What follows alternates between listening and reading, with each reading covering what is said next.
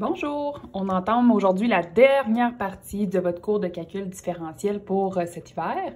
Donc, le chapitre 6 de votre livre qui est associé à cette matière-là va traiter de l'étude de courbe complète d'une fonction. Vous allez voir, là, on va prendre des fonctions, puis on va essayer de mettre tout ce qu'on a vu en commun, donc qu'est-ce qui concerne les domaines, les zéros, les asymptotes, les dérivées premières. On va faire aussi des dérivées secondes, puis analyser tous les résultats de chaque étape pour pouvoir s'imaginer une esquisse d'une courbe complète. Donc, l'idée, c'est vraiment de bien comprendre qu'est-ce que chaque élément fait dans une fonction. Donc, tout d'abord, cette section-ci va être dédiée à la règle de l'hospital. Donc, c'est pas l'hôpital pour se faire soigner. Là. Donc, c'est vraiment le nom de la personne qui a inventé et peaufiné cette règle-là. Donc, la règle de l'hospital, ça va être une règle, donc un petit tour de passe-passe qui va nous aider quand on va arriver pour faire des études complètes de courbes, là, de fonctions qui sont transcendantes, que quand on fait les limites, donc limites, je ne sais pas si ça vous rappelle des souvenirs, on repense à des asymptotes, donc on va revenir là-dessus. Donc, des fois, quand on fait des limites avec des fonctions qui sont transcendante, c'est difficile d'appliquer ce qu'on a déjà vu dans le chapitre 2. Donc, de faire, par exemple, les grenailles ou factoriser qu'on a 0 sur 0. Ça va être un petit peu plus difficile. Donc, ce qu'on va faire, c'est la règle de l'hospital. Donc, quand on regarde comment elle fonctionne, donc l'énoncé de la règle, ça dit que étant donné une fonction f et une fonction g, toutes deux continues et dérivables près de a, donc là, a est entre guillemets parce que c'est la limite vers laquelle on envoie notre x. Ça peut être un infini, ça peut être un terme, ça peut être un chiffre là, qui est réel.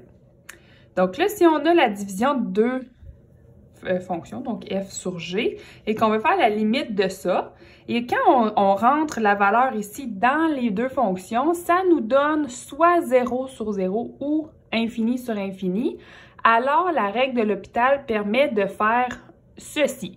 Donc, le petit tour de passe-passe, entre guillemets, c'est de dire que si je fais la limite quand x tend vers une certaine valeur de f de x sur g de x, ça me donne 0 sur 0 ou infini sur infini. Bien, j'ai le droit de dire que c'est équivalent, et là, je vais mettre un petit h par-dessus le égal pour dire c'est équivalent par la règle de l'hospital à la même limite, mais de la fonction f dérivée sur la fonction g dérivée. Donc là, c'est nouveau parce qu'avant, quand on parlait de dérivée, puis qu'on avait un terme en haut, un terme en bas, on dérivait comme un quotient. Là, ici, il faut faire attention de ne pas tout mélanger. On ne parle pas de faire la dérivée dans ce numéro-là, on parle de se sortir d'une forme indéterminée qui est soit 0 sur 0 ou l'infini sur l'infini quand on fait une limite. C'est le seul contexte où on peut faire ce raccourci-là. Donc là, le raccourci me dit, fais donc f' en haut, g' en bas, et refais la limite. Donc, à un moment donné, on finit par se sortir de la forme indéterminée. Continuons de regarder comment ça fonctionne, cette fameuse règle de l'hospital. Il faut faire attention, comme je viens de vous dire, de ne pas faire la dérivée tout court d'un quotient. C'est vraiment une petite règle à part qu'on fait dériver en haut et on dérive en bas, puis on divise ensuite le résultat. Et ça fonctionne uniquement pour les formes 0 sur 0 et l'infini sur l'infini. Ce que vous voyez avec les plus ou moins, ça pourrait être plus l'infini sur moins l'infini et vice-versa. Là, je pourrais avoir les signes de l'infini ne sont pas vraiment importants là-dedans. On peut aussi, c'est ce qui est important de savoir, c'est qu'on peut le faire plusieurs fois consécutivement, en autant qu'à chaque étape où on le refait, on a encore les formes indéterminées 0 sur 0 ou infini sur infini. Si vous avez une autre forme indéterminée, là, on peut pas prendre la petite formule ici, ça ne fonctionne pas. En fait, c'est pas que ça ne fonctionne pas, c'est que c'est illégal, on ne peut pas le faire. Donc, je vais faire des exemples. Évidemment, c'est toujours plus clair avec des exemples. Je vous demande, par exemple, d'évaluer la limite quand x tend vers une certaine valeur qui est moins 2 de la fonction 4 plus 2x sur x2 moins 4. Donc, ça, c'est de la forme un morceau sur un autre morceau. Donc là, c'est pas obligé. Là, vous n'êtes pas obligé de réécrire ces deux fonctions-là à côté. C'est juste de vous faire constater que ça colle au modèle qui était présenté un peu plus haut. Donc là, je fais la première étape. On me demande d'évaluer une limite, j'évalue la limite, je rentre moins 2 à l'intérieur. Je calcule, donc 4 plus 2 fois moins 2, ça fait 4 plus moins 4, ça fait 0. Et moins 2 au carré, ça fait 4. 4 moins 4, ça fait 0. Donc, j'obtiens bien la forme indéterminée 0 sur 0. Donc, qu'est-ce que j'ai le droit de faire? Bien, je reprends ma question, qui est la limite quand x tend vers moins 2, de 4 plus 2x sur x2 moins 4. Et je peux dire que c'est équivalent par la règle de l'hôpital avec le h ici, à la même limite, mais de la dérivée de ceci sur la dérivée de cela. Donc, la dérivée de 4 plus 2x, c'est 0 plus 2, puisque la dérivée de 2x, c'est 2, la dérivée de 4, c'est 0. Donc, j'ai écrit 2 au numérateur. Et la dérivée de x2 moins 4, c'est 2x. Moins 0, mais donc 2x. Donc là, j'ai fait une fois la règle de l'hôpital. Ici, c'est ce que je viens d'expliquer à haute voix. Là. Donc, la dérivée du numérateur donnait 2, la dérivée du dénominateur donnait 2x. Je réévalue. Donc, réévaluer ici. Donc, je reprends cette limite-là et je la refais comme si elle était neuve. Donc, je fais 2 divisé en 2 fois moins 2. C'est ce qui est écrit ici. J'ai enlevé, vous remarquez là, la notation, faites attention. Quand j'embarque, donc quand j'écris le moins 2 à la place des variables, j'enlève le mot limite. Donc là, j'ai 2 sur 2 fois moins 2. Qui va faire, donc si on annule ça ici, là, ça ferait comme 2 sur moins 4 où on réduit la fraction, ça fait moins 1/2. Moins 1/2, ce n'est plus une forme indéterminée, c'est la réponse de la limite. Donc, c'est plus indéterminé. Fait que ce que je pourrais dire, c'est que quand x s'approche de moins 2 pour cette fonction-là, à première vue, on ne savait pas ce qui se passait. Finalement, on sait que la fonction ou le y, c'est un synonyme, va tendre vers moins 1/2. Donc là, ici, notre 0 sur 0 a été soulevé, la détermination est disparue. J'ai mis la note ici, là, que le h au-dessus de l'égalité, ça veut dire que je suis en train d'appliquer la dérivée en haut, dérivée en bas pour soulever l'indétermination. On fait un deuxième petit exemple. Vous avez, bon, là, vous avez les fonctions qui pourraient plus causer problème. Soit dit en passant, le dernier exemple, l'exemple que je viens de faire, vous pourriez garder les mêmes techniques que vous aviez avant, soit de factoriser. Donc, ça fonctionnerait. C'est ici que ça fonctionne un petit peu moins bien. Donc, si je regarde la fonction, limite quand x tend vers 0 de e à la x moins e exposant moins x sur sin de x. Donc là, j'ai e exposant x moins e exposant moins x. Quand je rentre 0 à l'intérieur, il y a plusieurs calculs qui ont été faits, là, mais on peut regarder ici, ça fait e exposant 0, comme ça ici. Donc ça donne 1. Le e exposant moins 0, ça donne 1 également. 1 moins 1, 0. En bas, sin de 0, ça fait 0 aussi. Donc, 0 sur 0, c'est une forme indéterminée. Donc, on va pouvoir appliquer la règle de l'hôpital à cause que c'est la forme indéterminée, une des deux qui me le permet. Et là, si j'avais voulu essayer de m'en sortir avec l'ancienne technique pour 0 sur 0, ça aurait été de factoriser.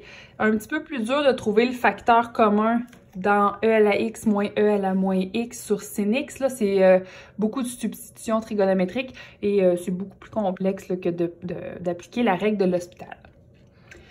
Donc, je fais la limite encore une fois. Je vais juste réécrire ceci et j'écris que c'est la même chose que cette limite-ci par la règle de l'hôpital parce que les conditions sont remplies. Donc, je dérive e exposant x moins e exposant moins x.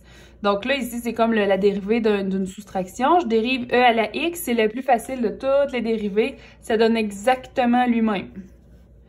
Ensuite, je fais le moins. Donc, le petit moins qui est ici. Et là, je dérive e exposant moins x.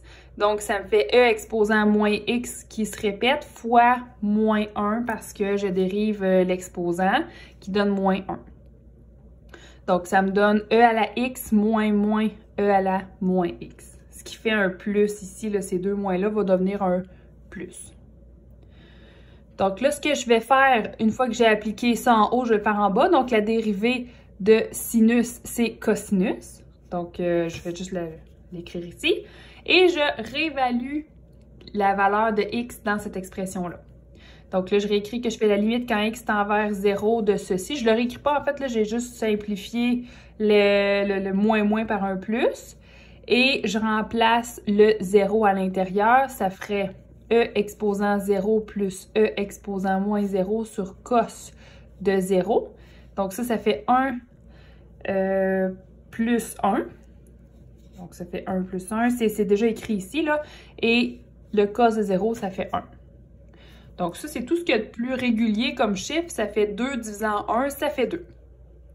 Donc ma réponse, c'est que quand la valeur de x s'approche de 0 de cette fonction-là, au départ, on ne voyait pas ce qui se passait, mais en soulevant l'indétermination avec la règle de l'hôpital parce qu'on avait le droit, à cause du 0 sur 0, on voit que le y, finalement, il va tendre vers 2.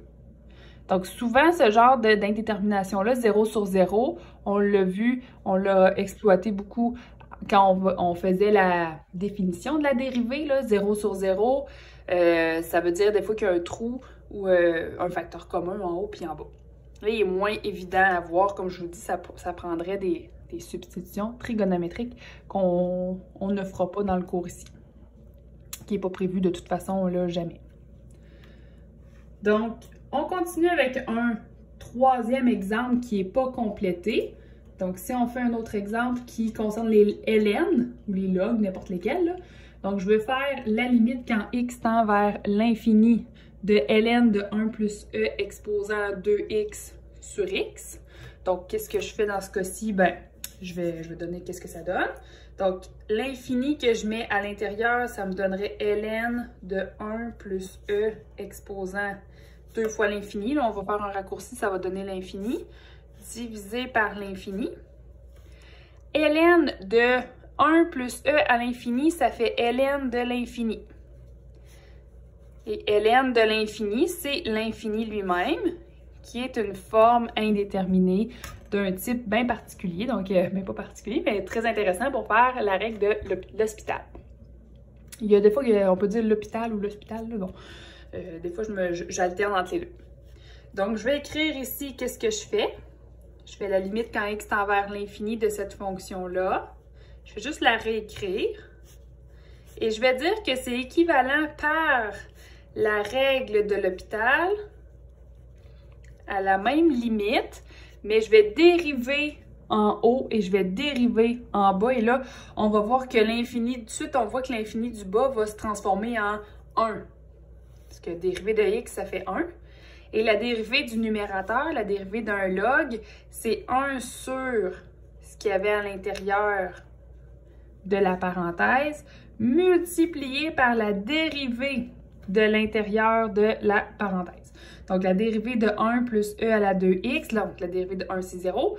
Et la dérivée de e exposant 2x, ça fait e exposant 2x fois 2.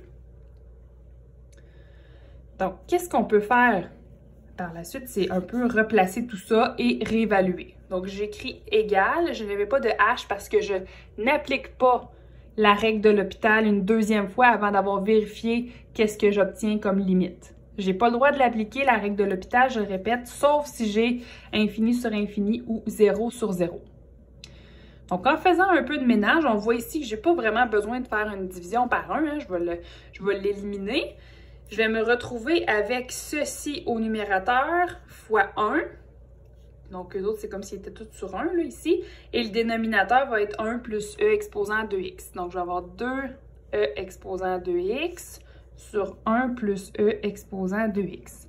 Faites bien attention ici, pas tomber dans le piège. Vous ne pouvez pas simplifier ces deux e-là à cause du petit plus ici qui fait que le e à la 2x n'est pas un facteur en bas.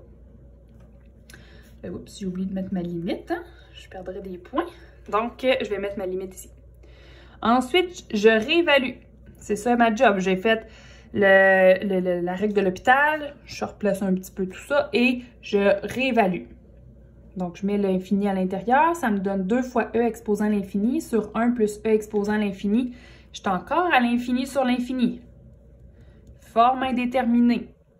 Mais là, j'ai encore le droit, vu que c'est une forme indéterminée, infini sur infini. Et là, vous allez voir qu'on va s'en sortir. On refait une règle de l'hôpital. Je refais ma limite, x tend vers l'infini. Je dérive ici, ça fait 2e à la 2x fois 2. On dirait qu'on va tourner en rond, puis on va dériver à l'infini, mais regardez bien, là, je vais pouvoir voir ceci qui m'embêtait pour faire ma simplification, ça va disparaître. La dérivée de 1 plus e à la 2x, c'est 0 plus e à la 2x fois 2. Donc, ça fait qu'il y a plusieurs termes semblables qui vont s'éliminer puisqu'ils sont tous en facteur au numérateur et au dénominateur, donc disponibles pour simplification. Même chose pour le 2 qui est ici. Je n'ai plus de variable, ce qui fait que ma limite donne directement 2. J'essaie de rentrer l'infini dans l'expression, mais il n'y a pas de variable pour la placer, donc je ne force pas la venue d'une variable. Donc, la réponse ici, ça serait 2. Et là, ce qui est intéressant dans ce genre de numéro-là, et on va l'explorer dans la prochaine capsule, c'est que si je fais une limite à l'infini, donc le x s'en va très, très loin, très, très grand, qu'est-ce qui arrive avec mon y? Il stabilise à 2. Donc, le concept qu'on a vu il y a déjà de ça quelques semaines, c'était que quand on envoyait notre x à l'infini et que la limite donnait un chiffre qui était réel, ben on avait une asymptote horizontale. Donc, on va explorer le reste dans la prochaine capsule.